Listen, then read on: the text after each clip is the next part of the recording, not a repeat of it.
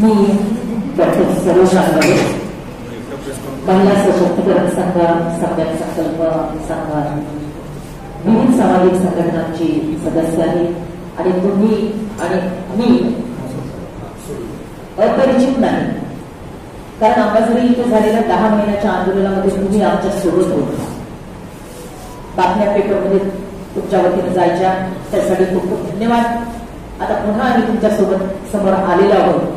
शासन आणि प्रशासन यांची भूमिका काय आहे, दीक्षाभूमीच्या संदर्भात असेल किंवा डोंबिवलीचं महाबोधी महाविहार असेल, याच्या संदर्भातली भूमिका या लोकांनी मांडलेली आहे.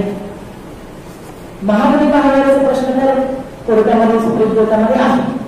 त्याचा काय निकाल लागायचा सरांनी सांगितल्याप्रमाणे, रामटेके सरांनी सांगितल्याप्रमाणे की 29 तारीख आधी दिली, नंतर 5 तारीख दिली आणि आता पुढच्या आठवड्यात एखादी तारीख मिळेल कदाचित. पण असं व्हायला नको की दुसरं तारीख पे तारीख असं व्हायला नको. आम्हाला न्याय पाहिजे आणि आम्ही काय असं म्हणजे कुणाच्या जागेवर श्रद्धास्थळावर आम्ही अतिक्रमण करत नाही. आमच्या जी हक्काची जागा आहे तीच आम्ही मागतो आहे. ते झालं महाबोधी महावीराच्या संदर्भात. आता दीक्षाभूमीचं जर आपण बोलायचं झालं तर सगळ्या मला असं वाटतं की नगराळे सर असतील, रामटेके सर आहे, कुरकुडे सरांनी आता सांगितलेलंच आहे. या लोकांनी सांगितलेलं त्यांच्या याच्यातून कशी असुविधा निर्माण होते. पावसाळ्याच्या दिवसामध्ये धर्मचक्र प्रवर्तनाचा कार्यक्रम येतो आमचा. पावसाळ्याचे दिवस असतात, पाऊस येतो आणि चिखल होतो, अक्षरशः चिखल होतो आणि तिथे मात्र मग ही जी असुविधा निर्माण होते, टॉयलेटची, स्नानगृहांची जी कमतरता आहे. अजूनही महानगरपालिकेमध्ये बैठक लागलेली नाही त्यांच्या अधिकाऱ्यांची, किंवा आम्ही कमिशनर साहेबांच्या उपायुक्तांच्या कार्यालयामध्ये गेलो तर म्हणाले की जेव्हा बैठक लागली तेव्हा मी तुम्हाला बोलवतो, तुम्हाला बैठक लागल्यानंतर आम्ही तुम्हाला बोलवतो. तर हे आता असे उत्तर झाले ना. आता सुद्धा 1.5 महिन्याचा फक्त कालावधी आहे. मोठ्या प्रमाणामध्ये तुम्हाला माहित असेल की कुठलंही आंदोलन असो, पुरुषांपेक्षा महिलांची संख्या ही जास्त असते. मग इथलं अंबाझरीचं धरणं आंदोलन तुम्ही पाहिलं असेल, महिलांची संख्या जास्त होती. आता संविधान चौकामध्ये सुद्धा जे आंदोलन सुरू आहे तिथे सुद्धा महिलांची संख्या ही जास्त आहे. आणि हे जे सुद्धा पेटलेलं आहे महाबोधी महाविहाराचं जे प्रकरण आता पूर्ण भारतभर पेटलेलं आहे, तर लोकांची संख्या यावर्षी जास्त असणार आहे, त्याच्यामध्ये महिलांची संख्या सुद्धा जास्त असणार आहे. तर आता याच्याकडे शासन काय सुविधा देतं याच्याकडे आमचं लक्ष लागलेलं आहे, कारण तुमची गैरसोय व्हायला नको. म्हणून आम्ही पोलीस आयुक्तालयांच्या कार्यालयामध्ये गेलो, महानगरपालिकेकडे समजा लेटर्स आमचे गेलेले आहेत. ते म्हणाले की आमची जेव्हा बैठक होईल तेव्हा आम्ही तुम्हाला समजा बोलवू.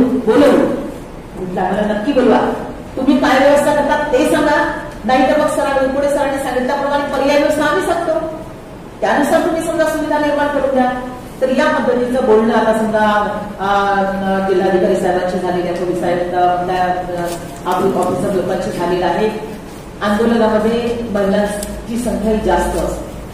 दीक्षाभूमीला येणाऱ्या अनुयायांमध्ये सुद्धा महिलांची संख्या ही जास्त असते, राहणार आहे. तर त्याच्यामुळे सुद्धा महिलांची गैरसोय होणार नाही. हे तुम्ही जी गैरसोय होते सरांनी सांगितलेलं आहे ते तुमच्या वृत्तपत्रांच्या माध्यमातून, तुमच्या मीडियाच्या माध्यमातून जाऊ द्या म्हणून. आम्हाला काही इथे एका म्हणजे आमची पत्रकार भगिनी आहे की काही मागे बसलेली दिसल्या वाटते बहुतेक. तर तुमच्या पेपरच्या माध्यमातून आमच्या ह्या बातम्या लोकांपर्यंत पोहोचाव्या. लोकांना सुद्धा काय हातीला जायला येईल की माहीत व्हावी अशी आशा करते. आणि पत्रकार बंधूंनो तुम्हाला खूप खूप धन्यवाद देते. आपण आपल्या वृत्तपत्रांमधून, तुमच्या मीडियामधून जो असेल तुमचा इलेक्ट्रॉनिक मीडिया असेल, प्रेस मीडिया असेल, याच्यामधून तुम्ही ही बातमी, हे जे म्हणणं आहे लोकांचं, सर्वसामान्य लोकांचं म्हणणं आहे, हे कोणा एकाचं नाही आहे, काही इंजिनियर एका डॉक्टरचं नाही आहे किंवा माझं म्हणणं नाही आहे, हे सगळ्या आम जनतेचं म्हणणं आहे. हे आम जनतेचं म्हणणं तुमच्या वृत्तपत्राच्या माध्यमातून, तुमच्या मीडियाच्या माध्यमातून लोकांपर्यंत पोहोचवा. शासनाचे डोळे उघडले पाहिजे आणि आमची जी जनता आहे त्यांनाही ही माहिती मिळाली पाहिजे. धन्यवाद.